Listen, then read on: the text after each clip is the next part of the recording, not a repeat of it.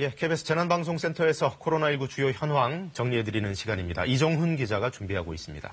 자, 이 기자, 이 재난방송센터 연결을 이번 달쯤에는 좀 그만해도 되겠다, 이런 기대도 한때는 했었는데 상황이 다시 어려워졌어요. 어제도 꽤 많이 나왔죠, 확진자가? 네, 그렇습니다. 어제 0시 기준 국내 누적 확진자는 모두 1,962명입니다. 전날보다 26명 늘었습니다. 사망자는 어제 오전 발표 이후 1명 증가한 260명으로 집계됐습니다. 신규 확진자 추이를 보면 엿새 전부터 다시 늘기 시작해 최근 나흘 동안 30명 안팎을 유지하고 있습니다. 최근 상황을 자세히 보면 붉은색의 해외 유입 사례는 비슷한 수준을 유지하고 있지만 파란색의 지역 감염 사례가 20여 명으로 크게 늘었습니다. 어제 역시 신규 확진자 중 해외 유입은 4명이었지만 지역사회 감염이 22명에 달했습니다. 지역별로는 서울이 12명으로 가장 많았고요. 인천, 경기를 합친 수도권이 모두 16명입니다. 부산과 대구에서도 각각 3명씩 확진자가 나왔습니다. 특히 신규 확진자 가운데 20명은 이태원 클럽 관련 확진자로 파악됐습니다.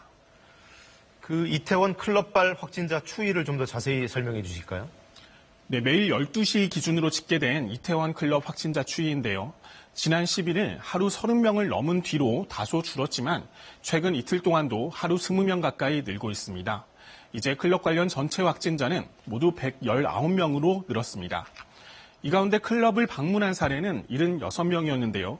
우려스러운 부분은 2차, 3차 감염입니다.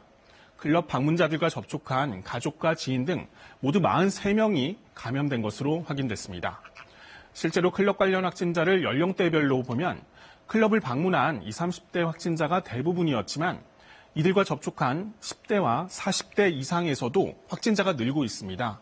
상대적으로 증상이 약한 젊은 층이 고령층의 가족이나 이웃에게 옮길 경우 더 위험할 수 있는 만큼 세심한 주의가 필요합니다. 일단 지난달 24일부터 이달 6일까지 이태원 유흥시설을 방문했을 경우 외출을 자제하고 증상이 없더라도 진단검사를 받아야 합니다. 익명검사도 가능한 만큼 적극적인 대응이 필요합니다. 지금까지 재난방송센터에서 KBS 뉴스 이정훈입니다.